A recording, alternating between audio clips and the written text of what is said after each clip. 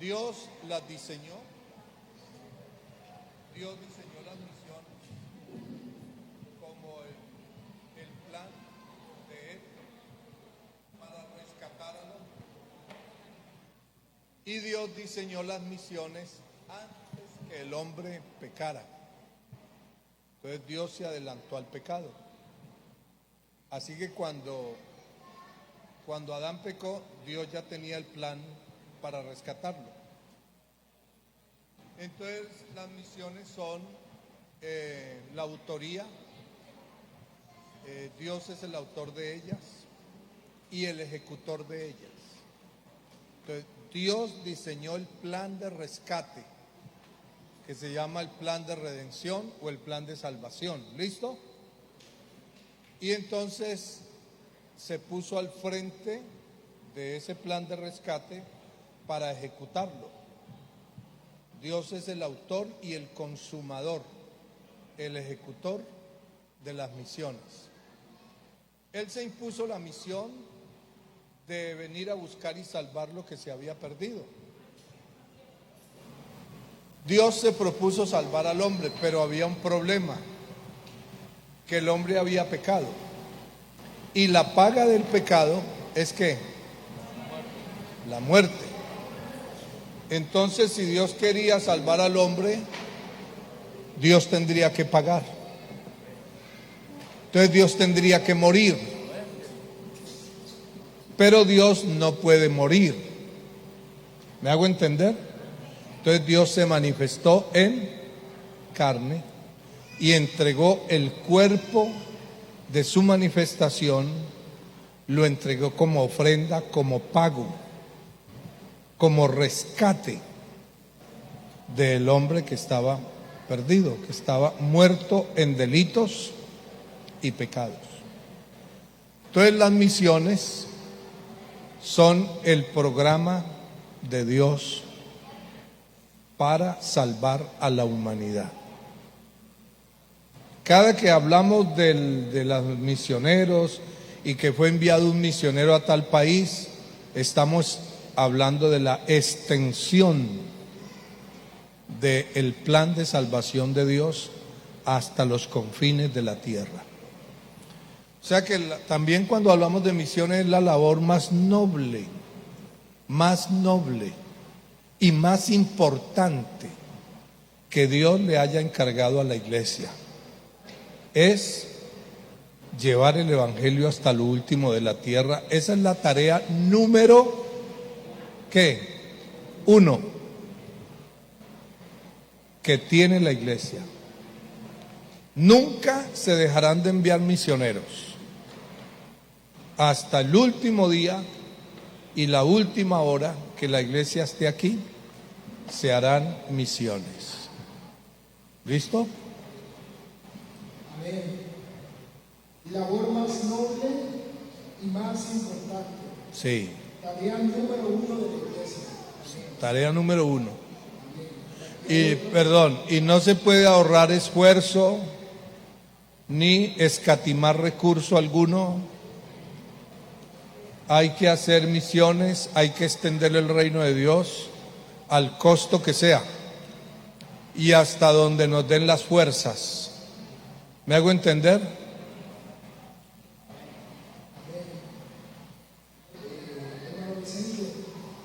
Siempre desde que usted está en la iglesia como tal, se ha amado las misiones y se ha trabajado en las misiones de esa manera, o un punto de partida, o qué fue lo que hizo pensar y decir, vamos a enviar misioneros a toda costa, lo que nos cueste, vamos a esforzarnos, vamos a instaurar en cada congregación una ofrenda misionera. ¿Cómo fue ese proceso para llegar a lo que hoy se conoce como esa ofrenda misionera, ese trabajo que se hace a nivel nacional en pro de la misión? Bueno, las misiones comenzaron de parte de nuestra iglesia, ¿no? En el año 59, cuando se envió al primer misionero al Ecuador, el hermano Miguel Peña. ¿Ya? Su esposa, ¿cómo se llamaba? ¿Usted no recuerda? Bueno, entonces, desde el año 59 hasta ahora son 63 años. Pensé que era un tintico por ahí bien rico, pero bueno. Agüita.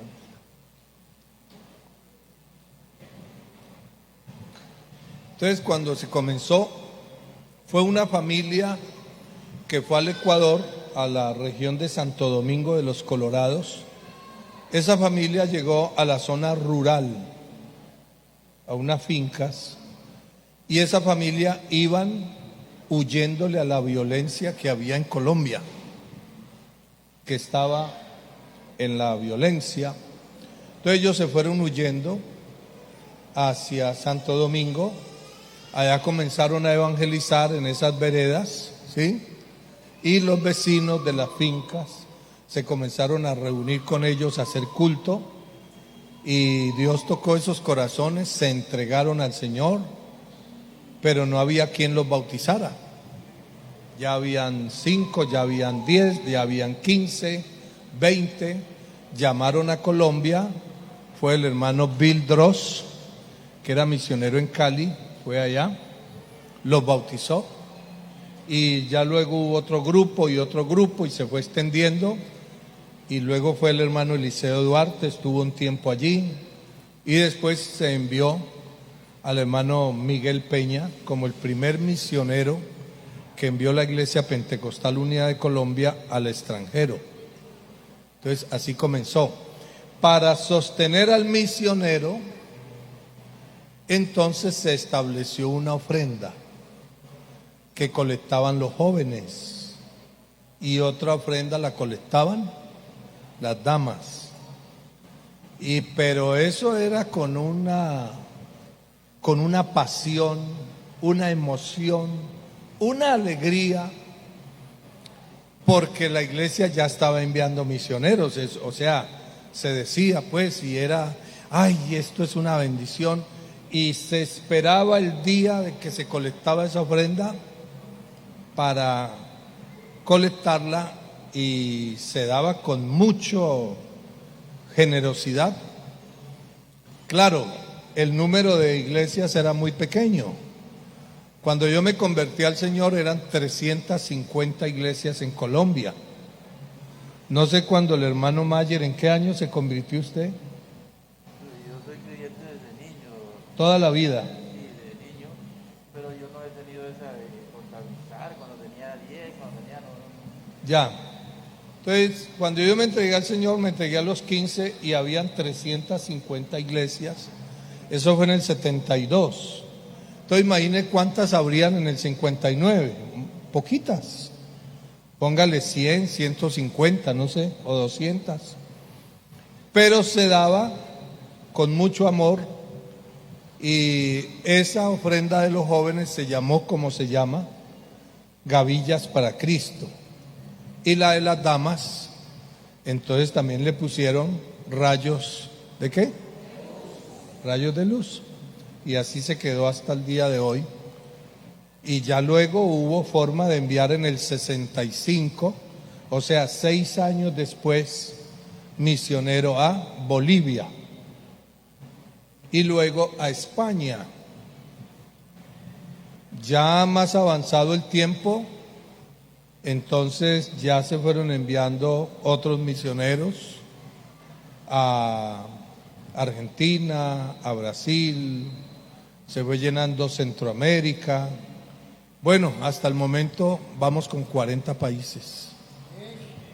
Y esas ofrendas de jóvenes y damas han sido de tremenda bendición. Bueno, hermano Vicente, por aquí hay preguntas de los jóvenes. Algunos han hecho la misma pregunta de distinta manera, y yo se la voy a formular a usted aquí. ¿Cómo fue su llamado a las misiones? ¿Dónde estaba? ¿Cómo fue ese momento, el proceso para usted ser llamado a las misiones? Bueno, el Espíritu Santo le va dando a usted como unas pistas, como unos destellos, ¿sí? Entonces empieza como a tratar con uno, así de a poquito. Y a mí me sucedió después que falleció mi primera esposa, en el año 97. Entonces, que yo leía informes misioneros y yo me quebrantaba. O escuchaba a un misionero contar algunas experiencias y yo me quebrantaba. Y me dio que iba escuchando una vez el himno del hermano Zacarías, de los 60 años. Y entonces eso fue en el 97. Y yo iba escuchando ese himno en el carro, iba con mis hijas.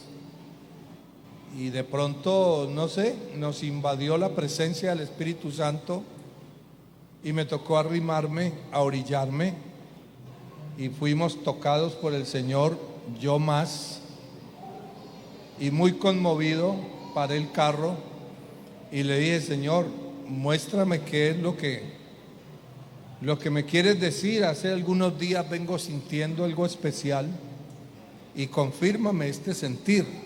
O sea, Dios comienza con un sentir y ese sentir se va haciendo más fuerte, más fuerte, más fuerte, hasta que ya no es simplemente un sentir, sino que ya es una seguridad total. Lo último que me pasó fue que tuve un sueño con el hermano Reinel Galvis. Póngale cuidado. Vi al hermano. Yo soy persona de muy pocos sueños. Yo casi no, pues que un sueño, que no.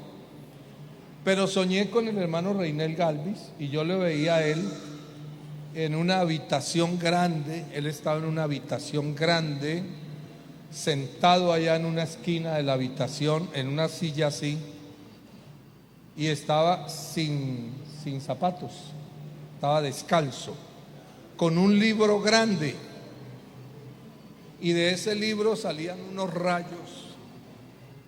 Entonces yo iba pasando, la puerta estaba abierta y me quedé mirándolo a él con ese libro, y desde ahí hermano Reinel y Vicente, le dije: hermano Reinel, ¿y ese libro qué es? Dijo: este es el libro de las misiones. Y la verdad que la Biblia es el libro de las misiones. Y me dijo: acércate que te voy a enseñar de las misiones. Entonces cuando él me dijo eso, yo desperté.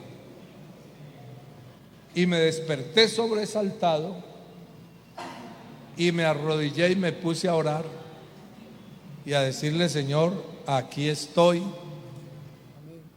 cuenta conmigo. Es decir, para ese momento ya ese sentir que había ido avanzando ya era muy fuerte, y era como un sentir tras otro sentir tras otro sentir. Eso se va sumando y entonces usted como que va entendiendo, ¿ya? Póngale cuidado. Yo era directivo en el distrito 6 y a los 10 días tuvimos una asamblea de directivos en Santa Marta. Estoy hablando del año 99 o comienzos del 20, del 2000, del año 2000, hace 22 años.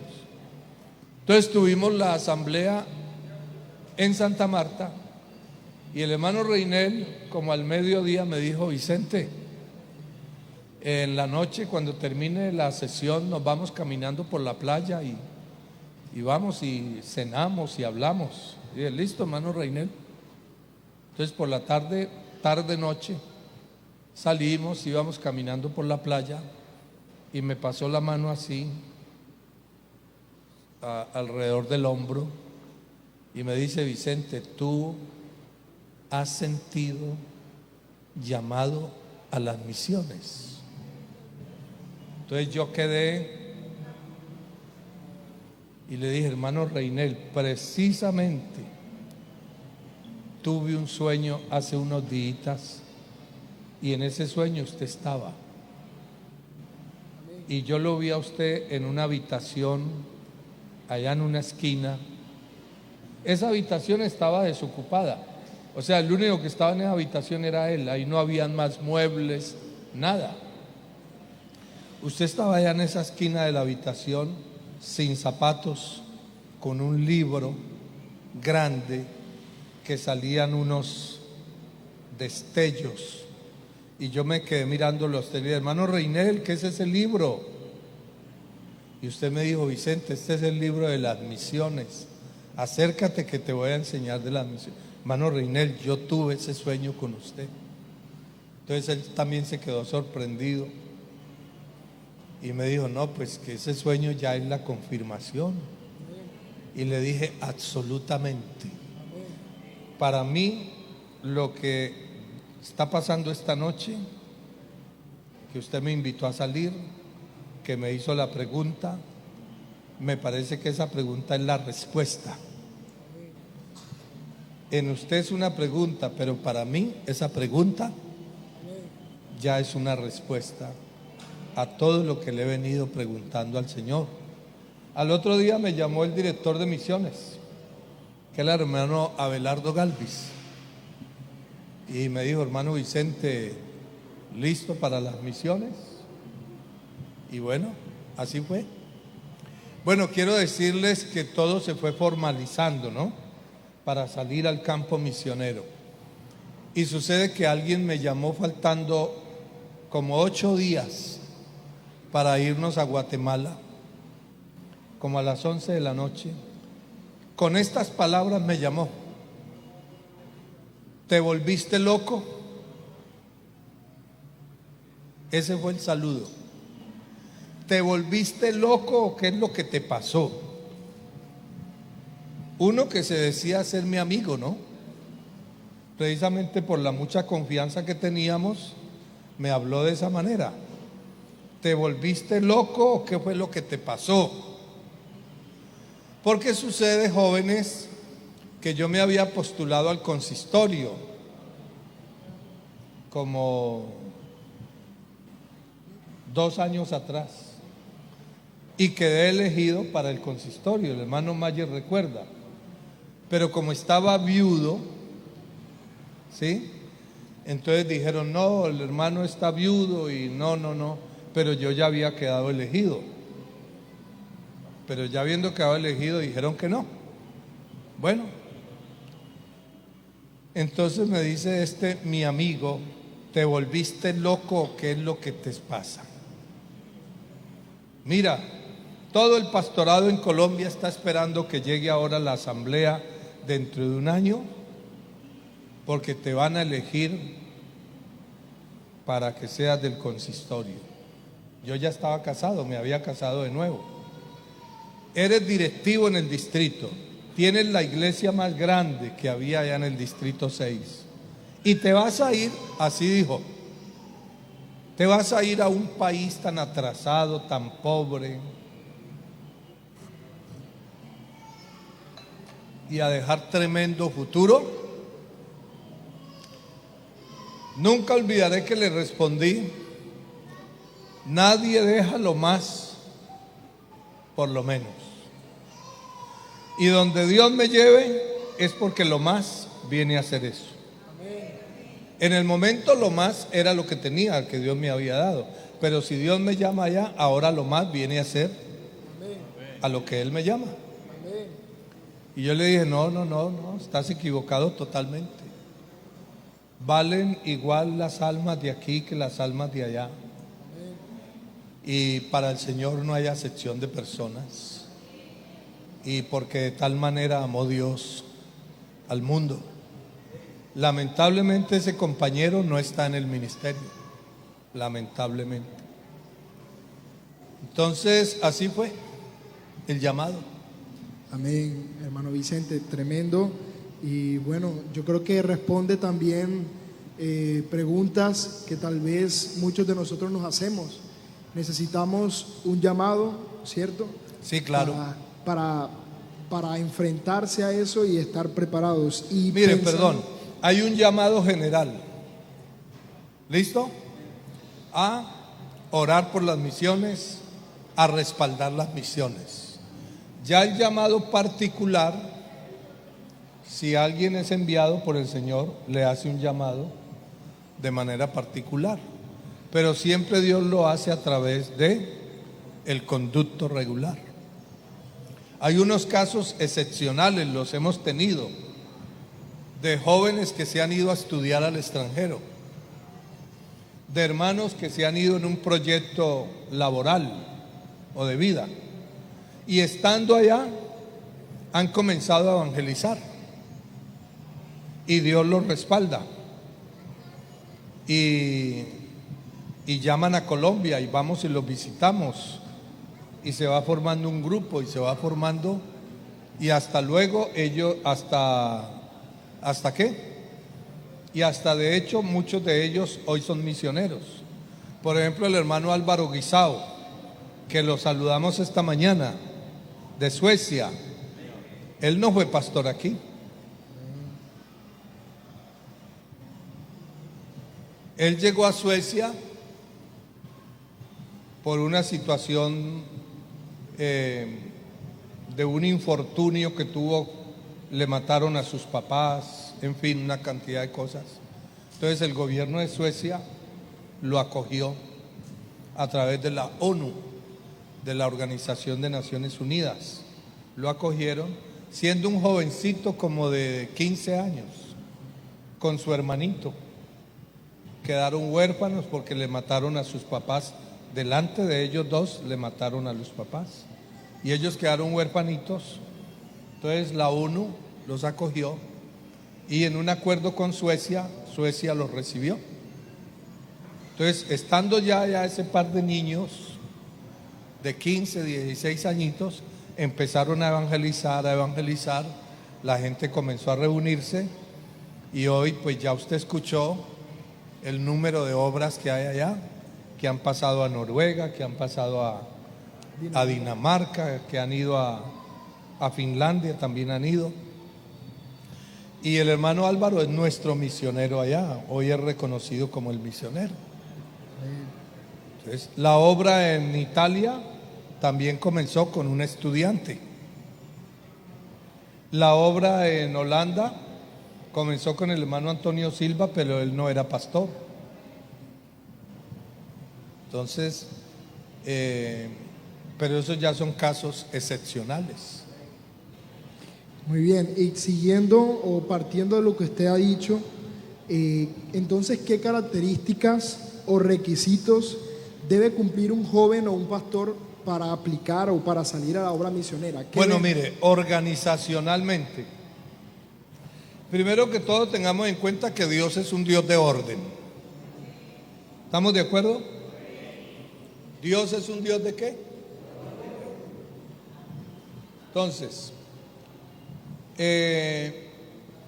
para que oficialmente sea un misionero, cuando digo oficialmente estoy diciendo institucionalmente, porque hay muchos que hacen un trabajo misionero en la práctica. En la práctica son misioneros, pero no organizacionalmente, aunque no lo sea organizacionalmente.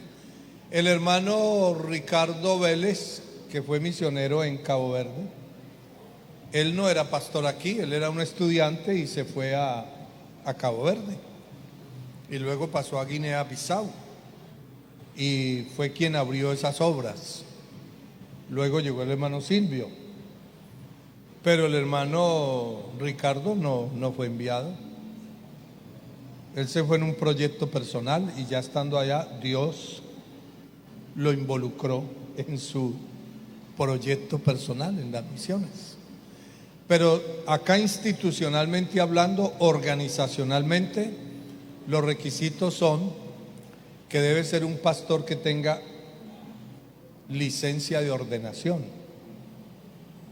¿Sí? 2, que haya abierto obras. 3, que tenga una hoja de vida totalmente intachable.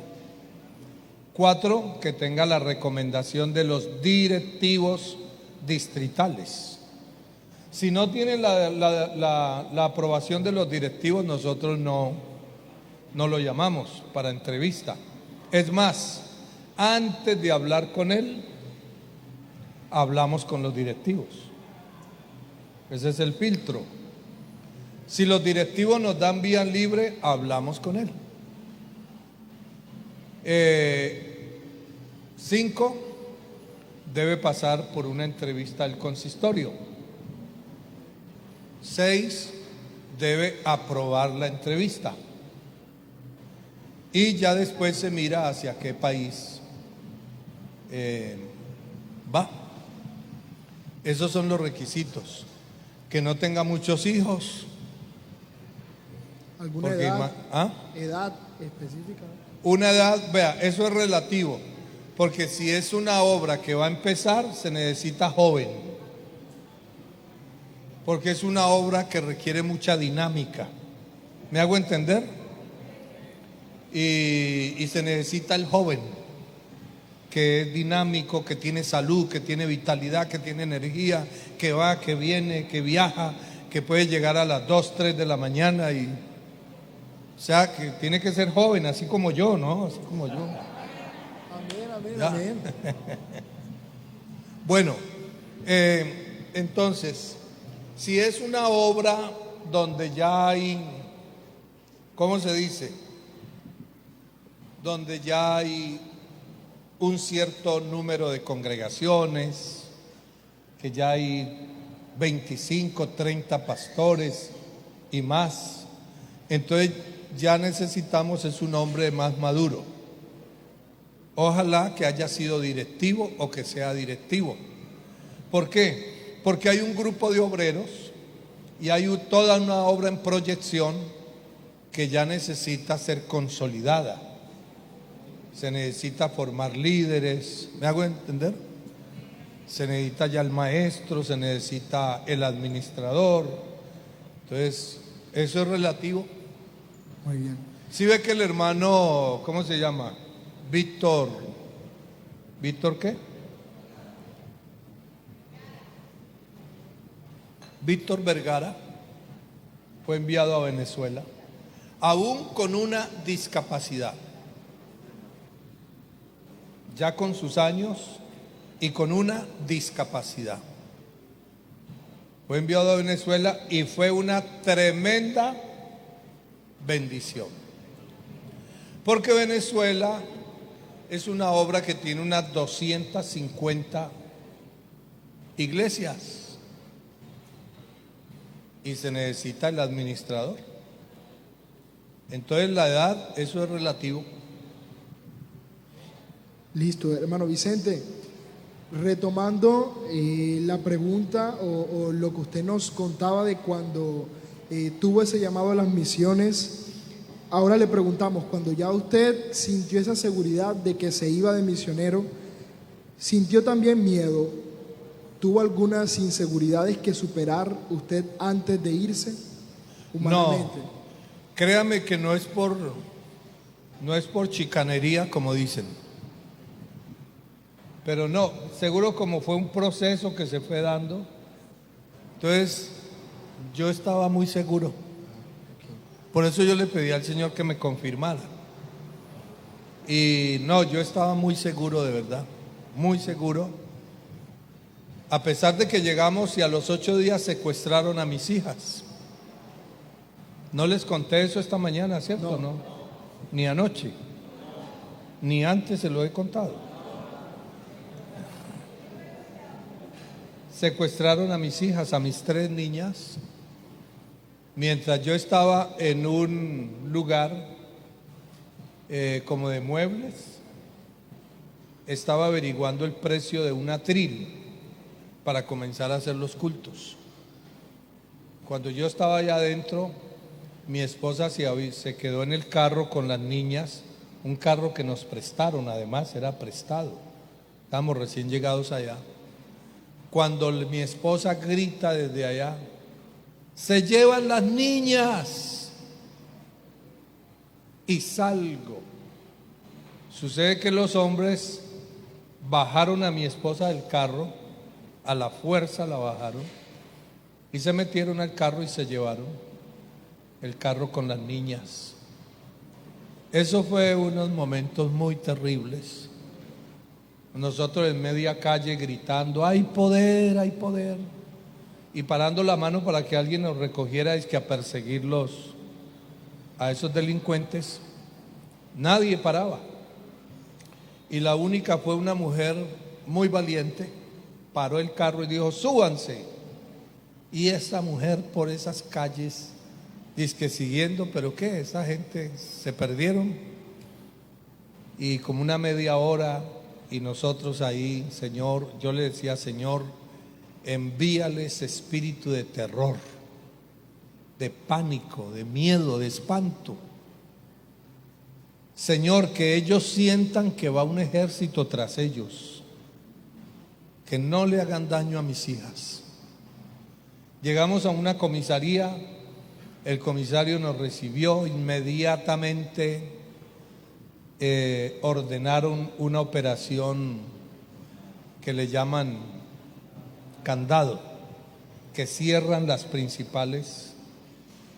Y estuvimos ahí mucho rato y nosotros orando, reprendiendo. Cuando al rato llegó el comisario y me dice, pastor, esté tranquilo, señora, esté tranquila, sus hijas están sanas y salvas. Y así, hermanos, como yo le pedí al Señor. Por eso yo anoche decía, y se los quiero ratificar esta tarde, que cuando Dios envía a alguien a las misiones, prácticamente lo envía, por decirlo de alguna manera, ¿no? Lo envías a vivir en el libro de los Hechos, porque suceden unas cosas maravillosas. Y entonces dice el comisario, mire pastor, esos hombres iban despavoridos, como si un ejército fuera tras ellos, así como yo le pedí al Señor. Del miedo, del pánico que llevaban, se salieron de la vía. Y ese carro fue a dar por allá unos cultivos y salieron esos hombres como locos. A mis hijas no les pasó absolutamente nada. Entonces, a pesar de todas esas cosas,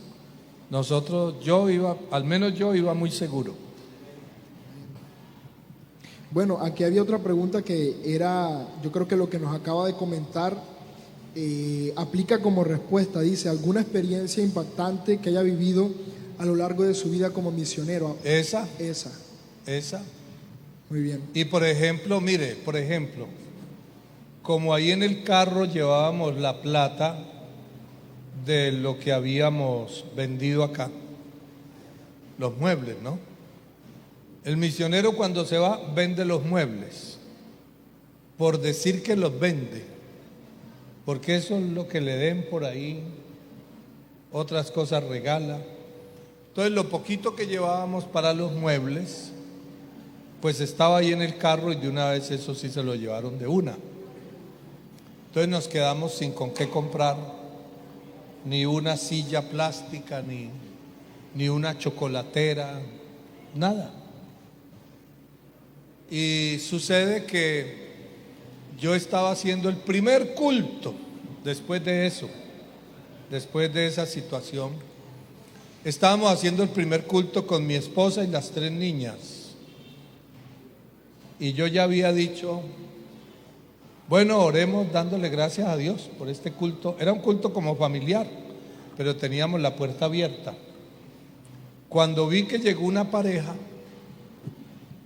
y se pararon allá en la puerta, entonces, pero yo ya había dicho, oremos dándole gracias a Dios, ya se terminó pero cuando veo esa pareja, entonces yo dije, bueno, vamos a leer la Biblia, vamos a comenzar este culto y tal. Claro, había que aprovechar. Claro, ya fue cortico, no como el de esta mañana, ¿no? Cortico.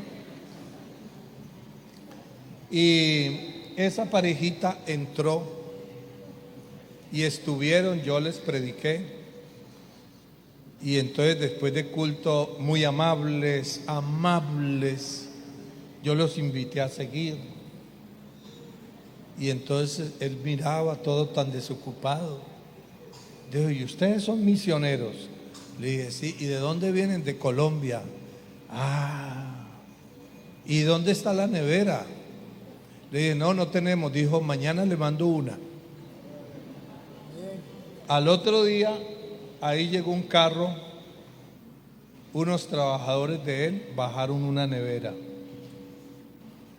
Como a los 8 días, invitamos una parejita, porque uno comienza a establecer vínculos, ¿sí me hago entender? Entonces los invitamos a que almorzaran con nosotros. Y eran como las 9 de la mañana y le dije a mi esposa, oye, invitamos a esta pareja a almorzar y no tenemos comedor.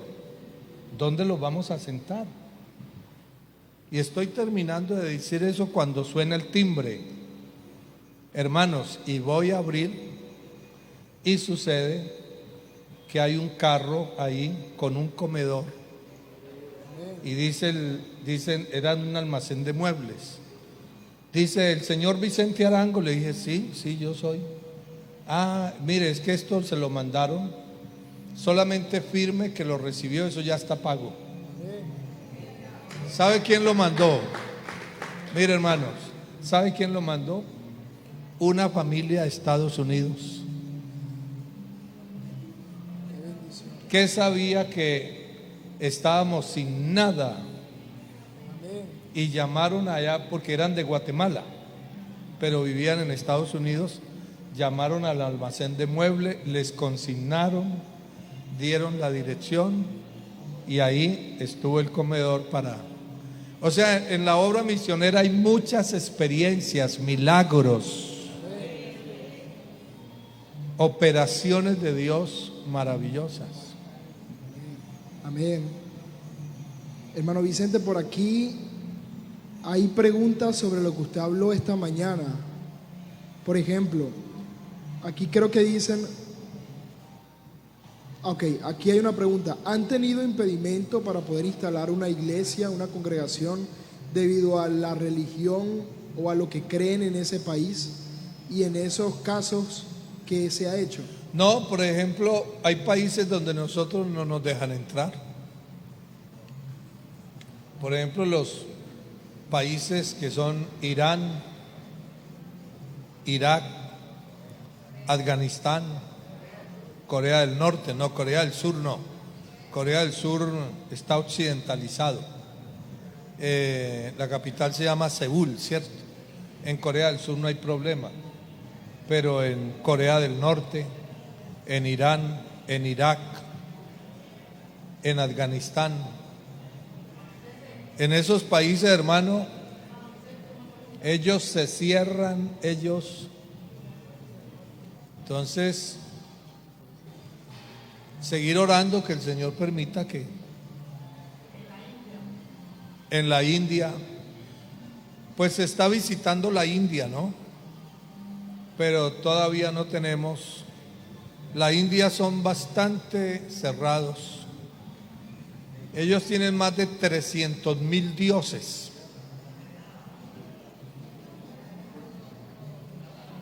Mire, las ratas son dioses. Allá hay un templo dedicado a los ratones. Las moscas son dioses. Las vacas ni se diga. Y una flor, cualquier cosa, el río Ganges, ese es el origen de la vida y el que trae la vida y el que se lleva la vida. Entonces los muertos ahí los ponen en una balsa, se descomponen, los buitres se los comen. Eso es una cosa. Si una persona, por ejemplo, un siamés es un dios. Una persona que tenga un defecto físico notable es un dios y lo adoran. Okay. Por acá también preguntan, yo creo que esta pregunta es para que de pronto usted nos aclare esta información que también la dijo en la mañana. ¿Cuándo inicia el programa de las prácticas misioneras y la escuela de misiones? ¿Y qué No, la escuela de misiones es un proyecto que tiene el consistorio. Exacto. La Entonces, para que escuela aclare, de formación misionera. escuela de formación ¿Escuela de misionera. qué? Escuela de formación misionera. No es una escuela de misioneros, porque el que hace misioneros es el Espíritu Santo. Amén. Él los llama y los capacita y los envía. Esto es una escuela de formación para usted aprender, para conocer, para saber muchos temas sobre las misiones. Es posible que de los que vayan a esa escuela, ahí estén los misioneros que el Espíritu Santo va a enviar. El pensamiento que existe sobre esa escuela es que virtual o presencial. ¿Cómo se está pensando?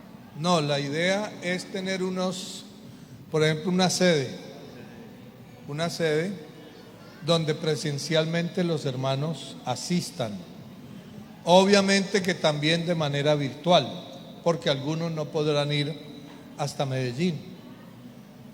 Y tener unos satélites en diferentes ciudades del país. Por ejemplo, la sede central en Medellín, tener una sede en Cali, tener una sede en Barranquilla, en Santa Marta, no sé si aquí en Valledupar, en Bucaramanga, etcétera, ¿ya? Entonces esa es la idea, pero la idea es que sea presencial, con un pensum, o sea, todo un programa y con unos niveles, o sea, que no sea algo de 2, 3 meses, sino algo de 2 años y medio, 3 años. Hermano Vicente, bueno, 2 preguntitas más por aquí y vamos finalizando. Aquí preguntan, ¿un misionero puede ser reelegido nuevamente o puede ser enviado nuevamente al mismo país donde estuvo alguna vez? Sí, claro, o puede ser enviado a otro país. Por ejemplo, el hermano José Aldever Duque estuvo en República Dominicana como 20 años. De ahí fue enviado a Haití y ahora fue enviado a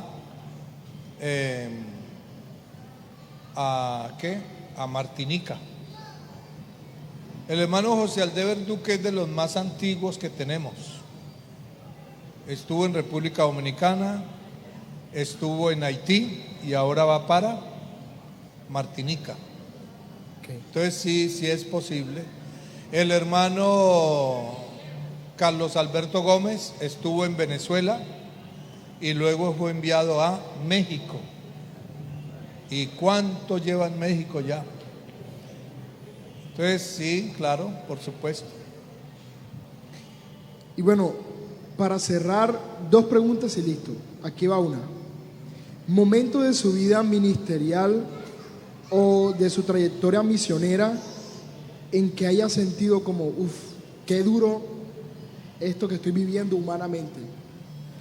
Cuando murió mi primera esposa, ese fue el golpe más duro que he vivido junto con mis hijas. Estaba sirviendo al Señor como evangelista nacional. Hace 25 años pasó eso. Me quedaron 4 hijas, la mayor de 14 años, la otra de 13, la tercera quedó de 9 años y la cuarta quedó de 4 días de nacida. Eso fue un golpe, lo más duro que he vivido, lo más devastador.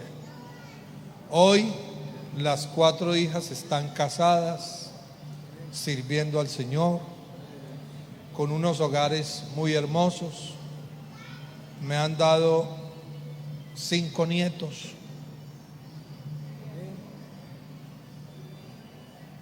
Eso fue lo más difícil.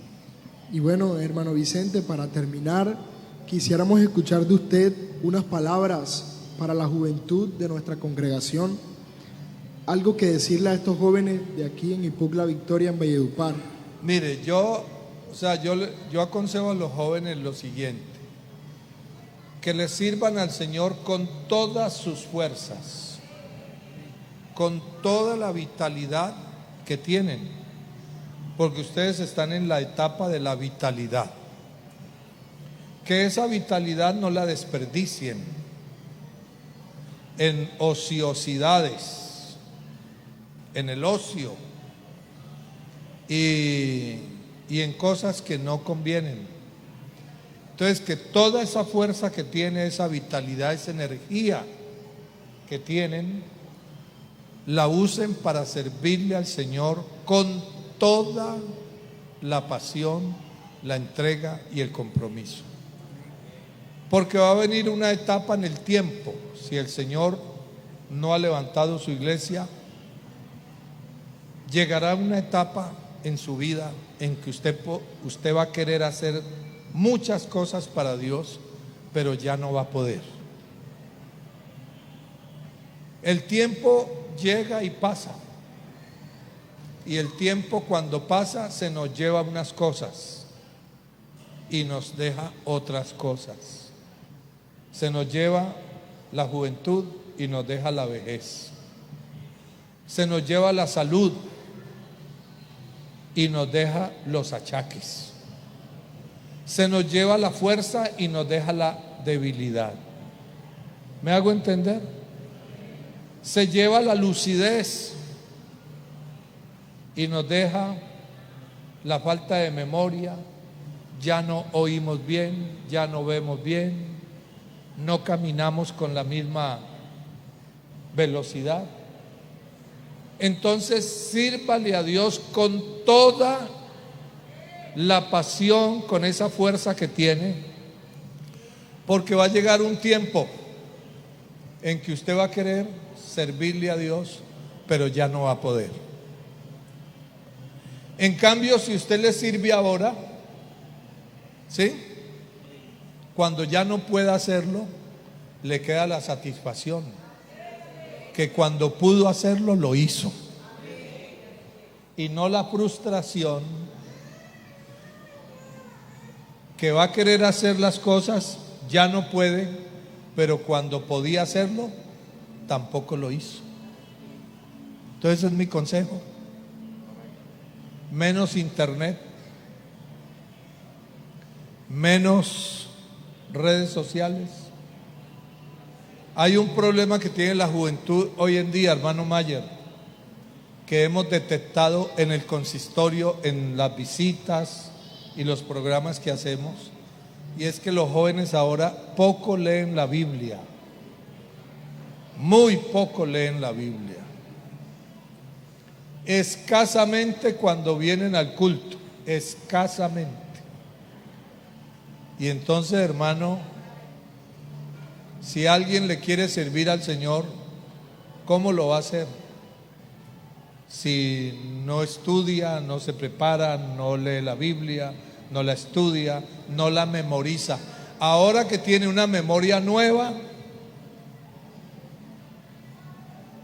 en vez de memorizar lo que le va a servir para poder él servir al Señor, entonces llena la memoria de un poco de cosas que no le aportan nada, sino que por el contrario le restan y le trae dificultades.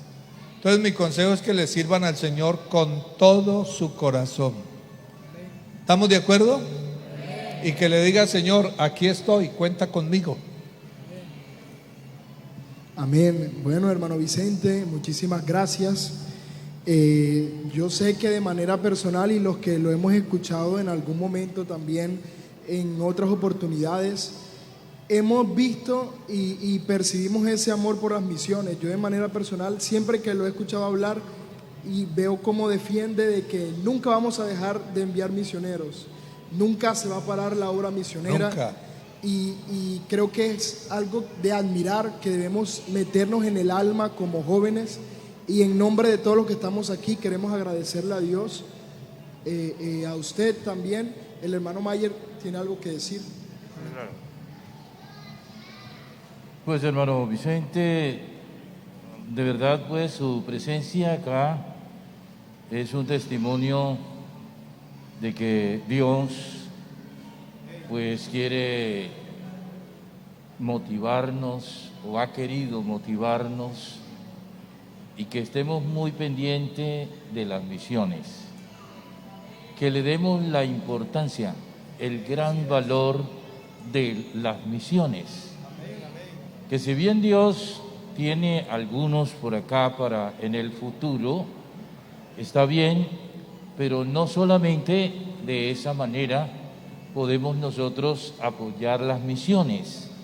Aquí localmente, ustedes un puñado de jóvenes y todo, pues Dios nos está hablando durante esta semana, hablándonos de estas misiones tan bonito, y eso es que Dios está pendiente. Mire que Él mismo vino al mundo y dio su vida. Mire usted el valor que Dios le tiene a las misiones. Y ahora nos trajo al hermano Vicente en esta semana para que nos hable de misiones. Gloria al Señor. Entonces, Dios está muy interesado. Entonces, jóvenes, iglesia del Señor, valoremos todo esto que Dios nos ha dicho en esta semana y animados, trabajando y sirviendo al Señor y apoyando en oración, en ofrenda, en todo lo que sea posible, las misiones en el mundo, en otros países y en Colombia también.